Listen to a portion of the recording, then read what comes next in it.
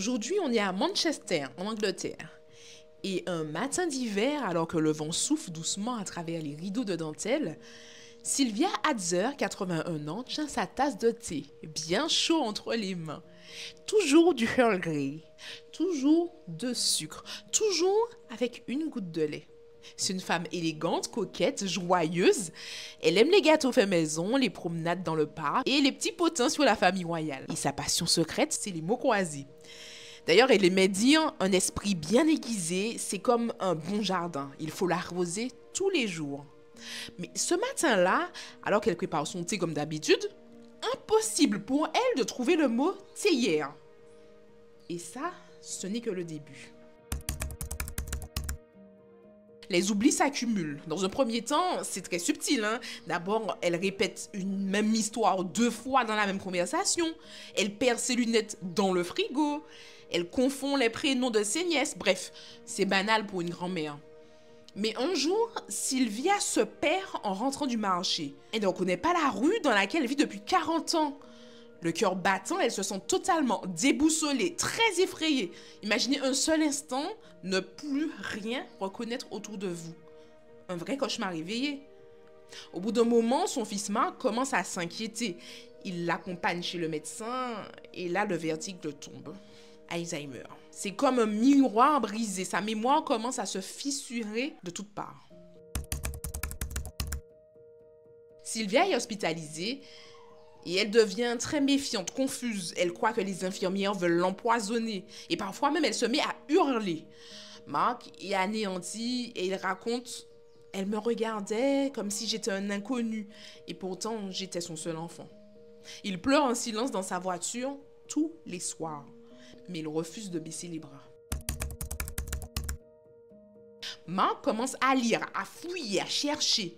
Il tombe sur une statistique. 1 personne sur 3 née aujourd'hui sera atteinte de démence si rien ne change. Il découvre qu'en Grèce, en Italie, au Japon, les taux de démence sont bien plus bas. Mais il y a une seule constante qui revient à chaque fois, c'est l'alimentation. Les chercheurs parlent de microbiote intestinal, ce mini-écosystème dans nos intestins qui influence non seulement l'immunité, mais aussi le cerveau. D'ailleurs, notre ventre, on l'appelle bien le 2e cerveau. Un déséquilibre du microbiote est aujourd'hui associé à la dépression, à l'anxiété, aux troubles cognitifs, mais aussi à la maladie d'Alzheimer. Et Mark se dit, ici on essayait. Il revoit tous les placards. Il balance les plats industriels déjà tout prêts, les petits biscuits industriels, les sodas. Et là, place aux myrtilles, ces petites bombes violettes riches en polyphénol. Place aux noix de Grenoble dont la forme ressemble étrangement à un cerveau. Place aux brocolis, aux épinards, aux graines de tournesol, au curcuma, chocolat noir, bien noir, intense. Place aux patates douces, aux flocons d'avoine, au thé vert, à l'huile d'olive, etc. Chaque repas devient un élixir pour le cerveau. D'ailleurs, Mark dit en rigolant, voici la potion magique pour maman. Mais il ne s'arrête pas là. Il achète un petit pédalier pour qu'elle puisse bouger, même depuis son fauteuil. Il lui imprime des sudoku, lui fait écouter ses chansons préférées. D'ailleurs, la science le confirme. Le mouvement physique, les jeux cognitifs et la stimulation émotionnelle sont des armes puissantes contre le déclin mental. Et lentement, les choses se mettent à bouger. Un matin, Sylvia se souvient de l'anniversaire de Mark. Puis, elle retrouve le chemin du salon, sans aide. Puis, elle se met à dire « Tu veux un petit thé, mon chéri ? Comme quand tu rentrais de l'école ?» Et là, Mark s'effondre. Cette phrase, il ne l'avait pas entendue depuis bien longtemps. Sylvia devient un exemple. Son histoire en fait la une des journaux britanniques. L'Alzheimer Society la cite dans toutes ses campagnes. Elle est même invitée à une garden party royale. Elle qui ne reconnaissait pas son fils il y a encore quelques mois, répond toute fièrement aux journalistes en souriant « Je me sens vivante. » Et vous savez quoi? J'adore les myrtilles. Ce que Mark a mis en place intuitivement pour sa maman est aujourd'hui largement confirmé par les recherches.